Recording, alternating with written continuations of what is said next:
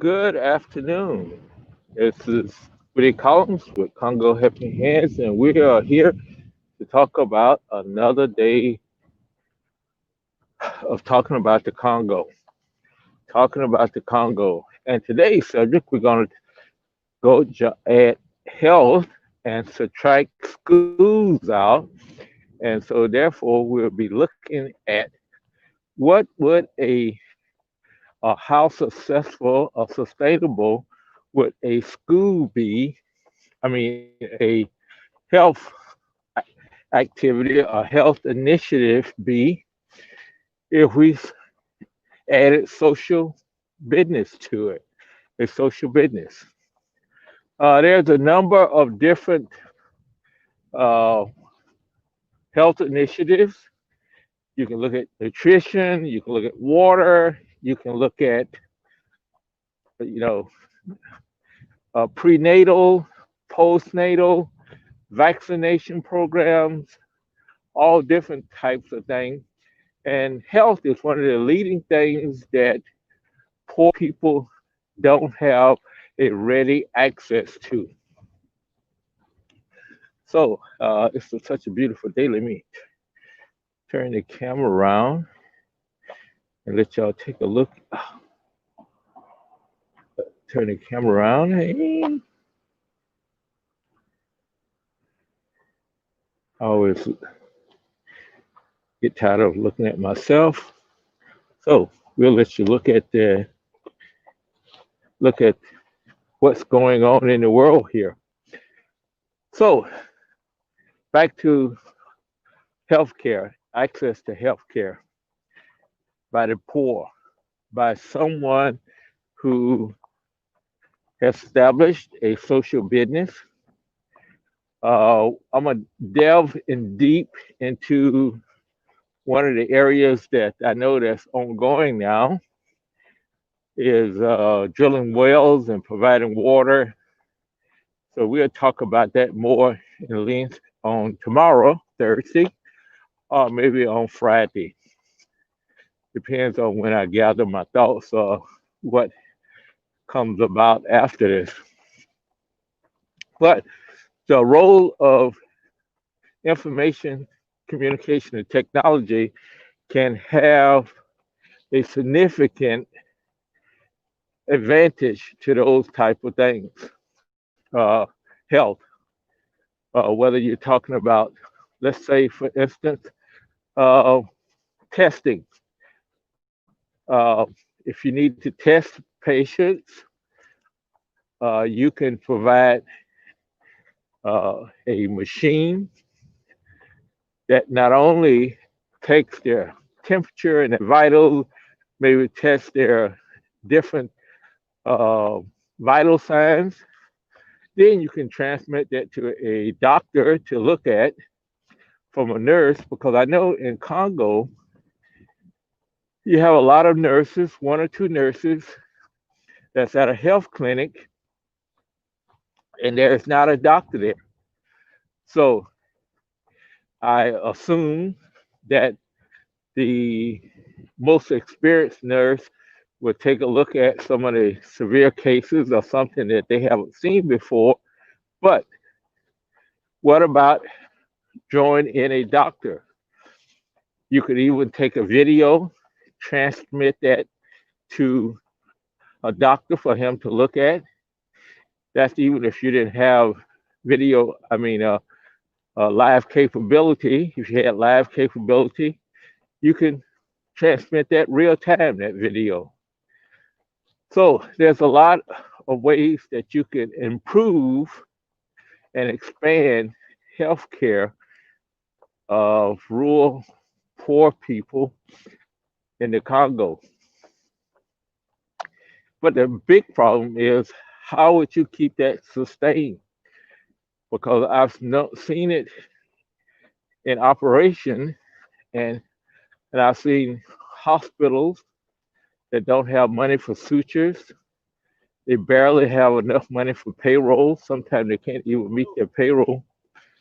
And so, therefore, it is really, really, really a problem. So sustainability would be one of those things that you have to work into it in order for it to last forever. You know, the whole health area uh, is one of those areas that there's a lot of need, but there is it's hard to, you know, get money from poor people to pay for those. Where here in the United States, we have a government that provides a base level of services, and we have hospitals that's established, and the government will, in essence, pay for poor people basic level of care. But when you're in Congo, I mean, the government is not paying for that basic level of care. A lot of the health clinics are being built by large international NGOs through USAID, the DFIDs out of the UK, the Dutch, and different organizations. They are actually the ones that's modernizing the clinics and everything. The rural area is left to fend for themselves. So, you know, it's one of those things is how you're going to get some sustainability into that.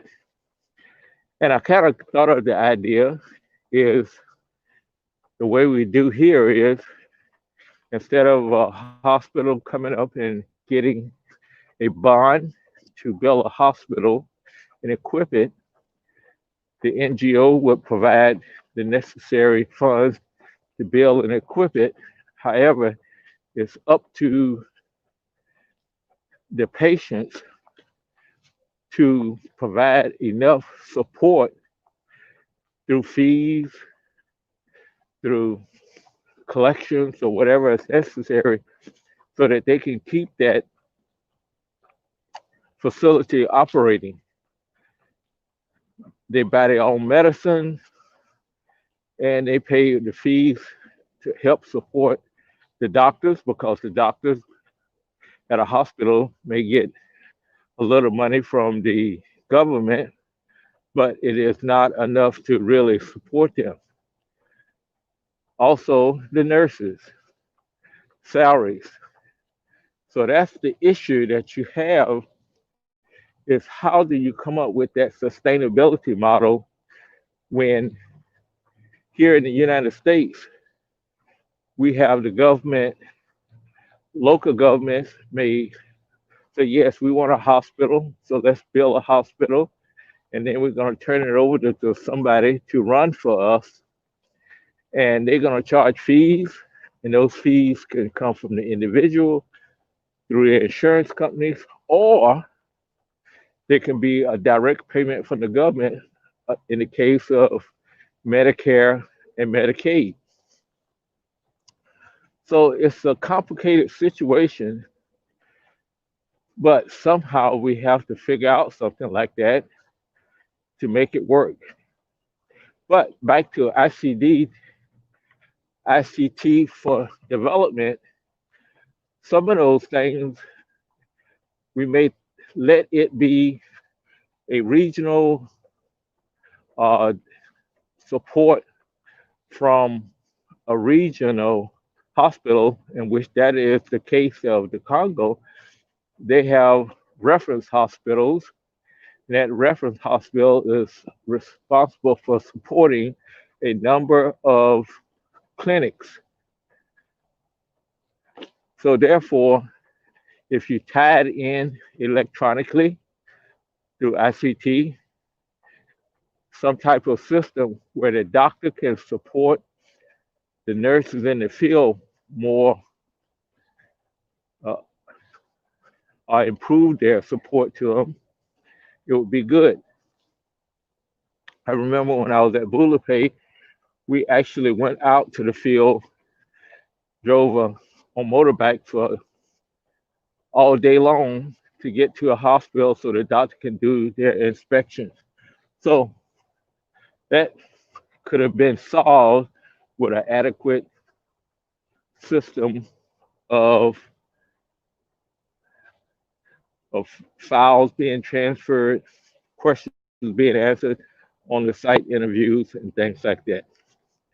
So thank you so much. We will talk with you later.